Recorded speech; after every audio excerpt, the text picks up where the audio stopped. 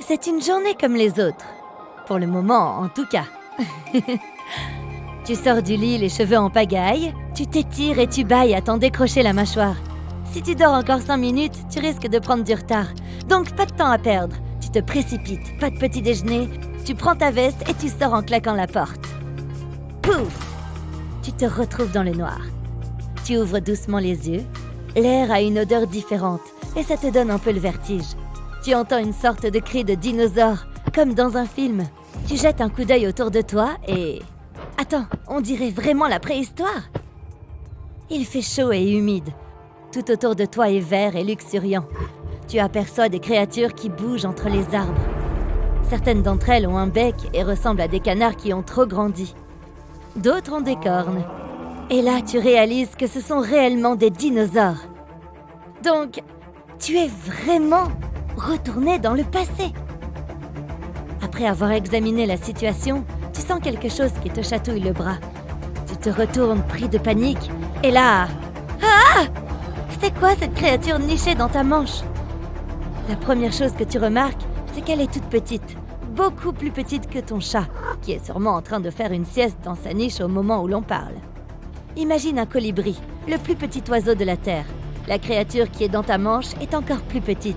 Est-ce que c'est un insecte préhistorique? Non, c'est un dinosaure, le plus petit dinosaure qui ait jamais existé. C'est un Oculudentavis, ce qui veut dire oiseau, œil, dent. Son crâne mesure moins d'1 centimètre. L'animal entier mesure environ 5 centimètres. Tu ne sens même pas son poids sur ton bras. Le machin pèse à peine 30 grammes. Il est clairement carnivore. Il a plus de 100 dents minuscules. Elles sont coniques et pointues. Tu bugs 2 secondes. Et si le dino te mordait, tu ne sais même pas s'il est vénéneux. Mais on dirait qu'il est seulement intéressé par les insectes. Il a aussi d'énormes yeux globuleux. C'est d'ailleurs légèrement dérangeant, sur le côté de sa tête. Ses yeux sont clairement ceux d'une créature qui est particulièrement active le jour. Si seulement tu avais un expert à portée de main, il pourrait t'expliquer pourquoi une si petite créature existait au temps des géants de la préhistoire. C'est probablement à cause du phénomène de miniaturisation. Au fil du temps et des générations, des animaux relativement grands sont devenus de plus en plus petits. Ça peut arriver à des animaux qui vivent sur des îles ou qui sont isolés des autres espèces. Une autre chose qu'un expert te dirait, c'est que cette petite créature n'est probablement même pas un dinosaure. Après avoir examiné le crâne de la petite bête, ou plutôt une fois qu'ils l'auront examiné, les experts ont avancé l'hypothèse que ce n'était pas un dinosaure, mais un lézard. Mais même si cette hypothèse était vraie, ce serait un lézard bizarre. Après tout, il a une tête d'oiseau. Peu importe ce que c'est, tu en as marre de rester immobile. Fais attention de ne pas le déranger. Dès que tu fais un pas, pouf, tout redevient noir. Tu rouvres les yeux doucement. Changement de décor. Tu jettes un coup d'œil aux alentours. C'est là que tu remarques que plusieurs gros buissons commencent à bouger. Tu sais qu'il faudrait t'enfuir, mais ta curiosité l'emporte. Tu t'approches pour voir ça de plus près et te mets à hurler comme une sirène. La créature devant toi ressemble à un mille-pattes. Un mille-pattes géant de 2 mètres de long, le plus gros du monde. C'est un arthropleura. Les chercheurs ne savent pas vraiment pourquoi cet insecte, comme d'autres d'ailleurs, était aussi gros il y a 300 millions d'années. C'est peut-être dû à la quantité d'oxygène dans l'atmosphère. 30% de l'air à l'époque, 21% aujourd'hui. C'est peut-être cet élément qui permettait aux insectes d'atteindre ces tailles énormes. De plus, ces animaux n'avaient pas de prédateurs. La seule chose qui te rassure un petit peu, c'est que cette bête n'a pas l'air d'être carnivore. C'est un cousin d'un mille-pattes, et il se nourrissait de matière organique en décomposition. Miam! Tu as à peine le temps de reprendre tes esprits, quand soudain, quelque chose passe à côté de ta tête avec un bruissement. Il faut vraiment que tu t'habitues au fait de croiser des créatures géantes et effrayantes.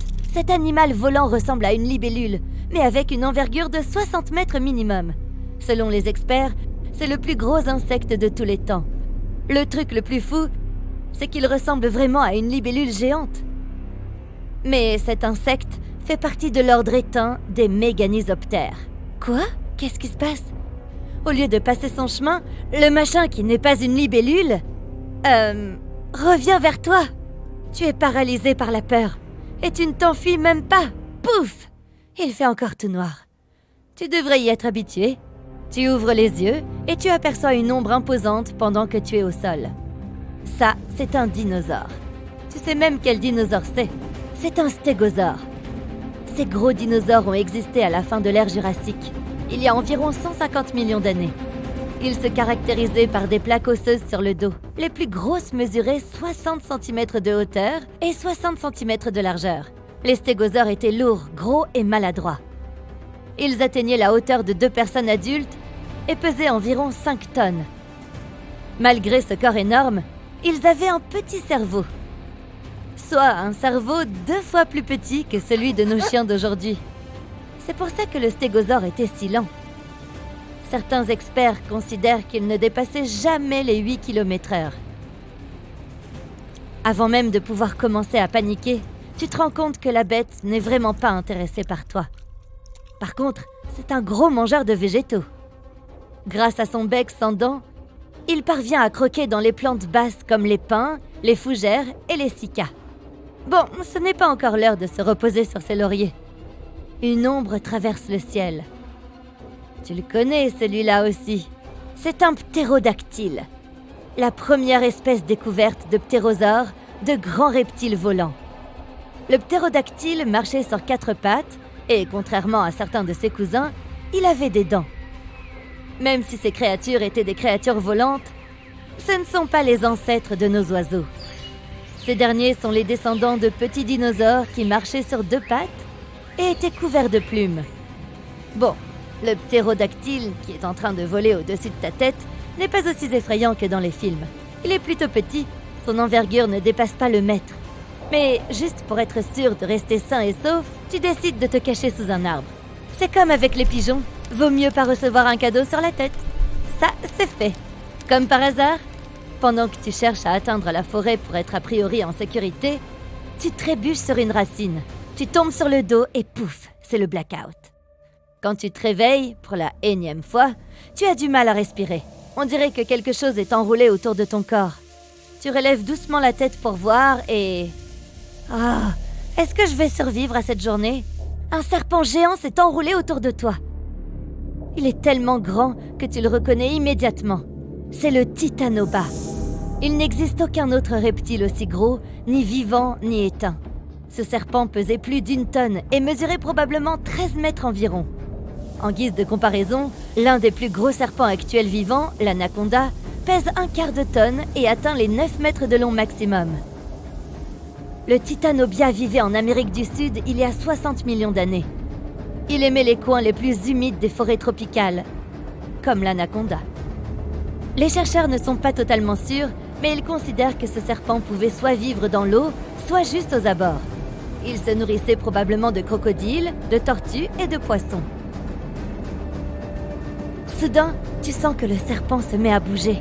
Est-ce qu'il va t'écrabouiller?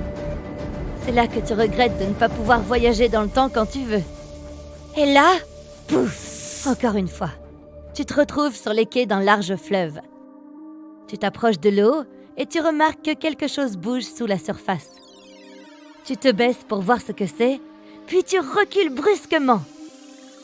Le poisson de 60 cm de long que tu viens d'apercevoir a une rangée de dents triangulaires aiguisées et dentelées comme un couteau à pain. C'est le méga piranha. Il faut être extrêmement prudent. La morsure de ce poisson est vraiment puissante.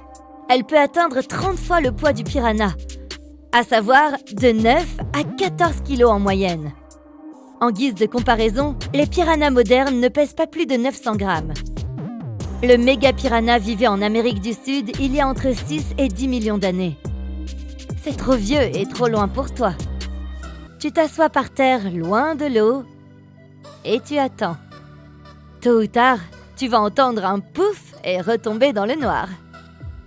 L'aventure va continuer. Puis d'un coup, tu repenses au goût étrange du burrito que tu as mangé la veille. Est-ce que ça peut avoir un lien ?